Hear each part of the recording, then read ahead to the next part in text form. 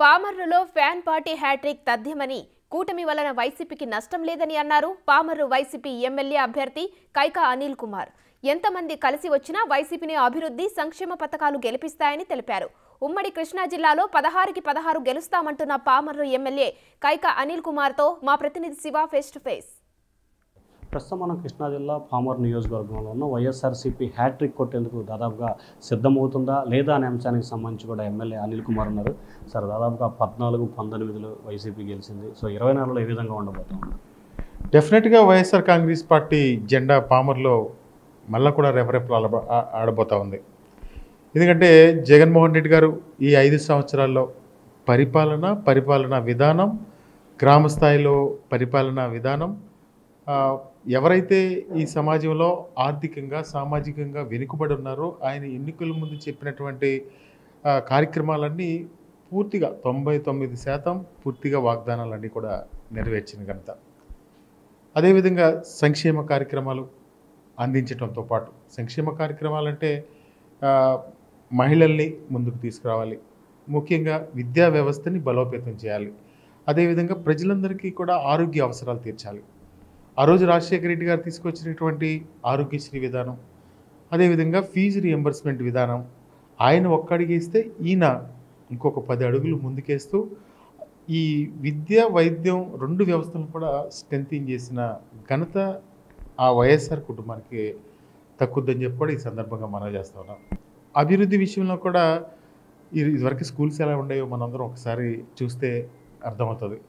ఏ రోజు చంద్రబాబు నాయుడు ఆ రోజు సింగపూర్ వెళ్తే ఈ పామర్ని సింగపూర్గా మారుస్తారని మాట్లాడేవాళ్ళు తప్ప, ఈ పామర్లో చదువుకునే పిల్లవాడు స్కూల్లో బెంచీలు లేక, లేకపోతే ఆడపిల్లలు వాళ్ళకి సౌకర్యాలు లేక, లేకపోతే మధ్యాహ్న భోజనం పథకం తినేవాళ్ళు ఎందుకు తినట్లేదు, వాళ్ళు ఎందుకు చిన్నచూపు చూస్తూ ఉన్నారు, అదేవిధంగా ఎందుకు చదువు మానేస్తూ ఉన్నారు, వాళ్ళని ఆర్థిక అవసరాలను గుర్తించి పరిస్థితులు ఏ రోజు చంద్రబాబు నాయుడు చేయలేదు.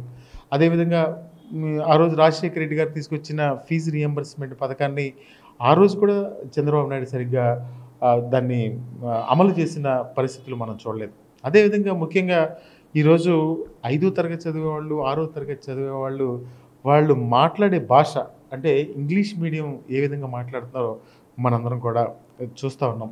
ఇదంతా కూడా వ్యవస్థలో ఈ విద్యా వ్యవస్థని బలోపేతం చేస్తే ఆ రోజు పెద్దలు ఏమైతే కలలు కన్నారో ఆ విధంగా సమాజ నిర్మాణం జరగాలి అనే ఆలోచన చేశారో ఆ విధంగా అడుగులేసింది జగన్మోహన్ రెడ్డి గారు. బాలశౌరి గారు మీ పార్టీ నుంచి జనసేనలో చేయాలి. సో ఆ ప్రభావం మీ నియోజకవర్గంపై ఎలా పడుతుంది? అంటే బాలశౌరి గారు పార్టీలో జనసేనలో జాయిన్ అయినందువల్ల బాలశౌరి గారు కూడా last time YSR Congress party తరఫున జగన్మోహన్ రెడ్డి గారి నాయకత్వంలో, జగన్మోహన్ రెడ్డి గారి అధ్యక్షతన పోటీ చేస్తే ఆయన ఎంపీగానే మేము భావించాం తప్ప ఆయన వెళ్ళిపోతే ప్రభావితం అయిపోతుంది అనుకుంటే ఇంకా అది నేను దాని గురించి చెప్పాల్సిన అవసరం లేదు. మా క్యాండిడేట్ ఎవరైతే చంద్రశేఖర్ గారు ఇప్పుడు వచ్చారో ఆయన మంచి డాక్టరు, గ్రామాలన్నింటిలో కూడా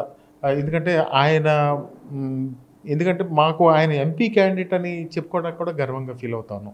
ఎందుకంటే ఆయనకు అటువంటి డాక్టరు, అటువంటి ఫ్యామిలీ నుంచి వచ్చారు. సరే, ఇక బాలశౌరి గారు పార్టీ మారారో లేకపోతే జనసేన పవన్ కళ్యాణ్ లేకపోతే ఇవన్నీ మనందరికీ తెలిసిన విషయం, అట్లన్నింటి గురించి మాట్లాడాల్సిన అవసరం లేదు. నాకు ఒకటేంటంటే జగన్మోహన్ రెడ్డి గారు బీఫామ్ ఇస్తే లాస్ట్ టైం బాలశౌరి గారు ఇక్కడ ఎంపీగా పోటీ చేశారు. ఆయనతో కలిసి నేను కూడా ప్రచారం చేశాను. కానీ ఆయన కూడా చంద్రబాబు నాయుడు గారిని ముఖ్యమంత్రి చేయాలని వెళ్ళిపోయారో లేకపోతే ఇప్పుడు చంద్రబాబు నాయుడిని తీసుకొచ్చి ఈ కాన్స్టిట్యున్సీకి రుద్దాలని చూస్తూ ఉన్నారు నాకైతే తెలీదు. నాకు ఒకటే తెలుసు, మా జగన్మోహన్ రెడ్డి గారి నాయకత్వం. నాకు ఒకటే తెలుసు, మా జగన్మోహన్ రెడ్డి గారు ఎంపీగా ఎవరిని పెట్టారో వాళ్ళకి సపోర్ట్ చేయడం, అదొకటే తెలుసు. డెఫినెట్గా ఎంపీగా చంద్రశేఖర్ గారు భారీ ఎత్తున ఈ పామర్ నియోజకవర్గం నుంచి నేను మెజారిటీ ఇవ్వబోతా ఉన్నాం. పామర్ నియోజకవర్గంలో జగన్మోహన్ రెడ్డి గారు మళ్ళా కూడా ముఖ్యమంత్రి అవ్వాల్సిన అవసరం ఉందని చెప్పి ప్రజలందరూ కూడా గుర్తించారు. తప్పకుండా నన్ను కూడా ఆదరిస్తారని చెప్పి నేను కూడా కోరుకుంటా ఉన్నాను. మీ ద్వారా పామర్ నియోజకవర్గ ప్రజలకి నేను ఒకటే విజ్ఞప్తి చేస్తూ ఉన్నాను. ఏదైతే ప్రభుత్వం యొక్క సంక్షేమ కార్యక్రమాలు ఉన్నాయో అన్నీ కూడా అమలు చేశాం. అదేవిధంగా కొన్ని చేయాల్సిన కార్యక్రమాలు కూడా ఉన్నాయి. ఈ సంక్షేమ కార్యక్రమాలన్నీ అమలు అవ్వాలి.